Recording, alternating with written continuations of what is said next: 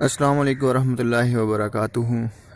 ये एक प्लांट जो आपको नज़र आ रहा है, इसको हम शातरा या पापड़ा के नाम से जानते हैं। अब पुरानी कुतुब में अगर इसका मुताला किया जाए तो वहाँ पे इसका मिजाज गर्म खुश्क बताया गया है और इसके कसीर फ़वाद भी बताए गए हैं। यहाँ पे इसका जो मनफी असर है वहाँ पे पुरानी कुतुब में जो मिलता है वो फेफड़ों के लिए ये नुकसानदेह है, यानी कि अगर इसके साथ कुछ चीज़ ऐसी इस्तेमाल ना की जाए तो ये अगर काफ़ी देर तक इसको इस्तेमाल किया जाए तो इसके कुछ मनफी असरात फेफड़ों पे लाजमी होते हैं। अब नज़म अज़ा के तहत इसका जो मिजाज है वो उजलाती गुद्दी यानी कि खुशक गर्म है।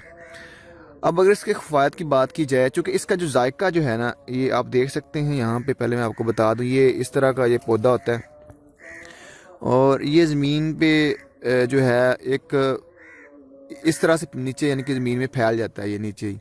और इसके अंदर ये यहाँ पे आप देख सकते हैं इसके फूल हैं, इस तरह के होते हैं और ये कसरत के साथ पंजाब में पाया जाता है।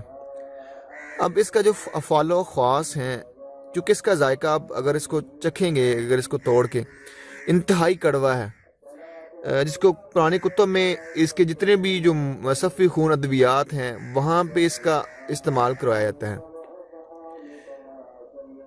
चूँकि जितनी भी जो कड़वी अशिया होती हैं उनको अमूमन जो अतिबा कराम हैं मसफ़ी खून अद्वियात में इस्तेमाल करते हैं, यानी कि फोड़े फिंसियाँ जिन लोगों को होती हैं या जिस्म पे मुख्तलिफ यानी कि जहरीले असरात होते हैं जिसके अंदर फोड़े फिंसी भी हो सकते हैं, या इसके अलावा जो बाकी अलामात होती हैं वहाँ पे इसका इस्तेमाल अव्वल होता है। अब ये जिसकी मैंने बात की खुशक गर्म यानी कि उजलाती गुद्दी, इसका जो है वो मिजाज है।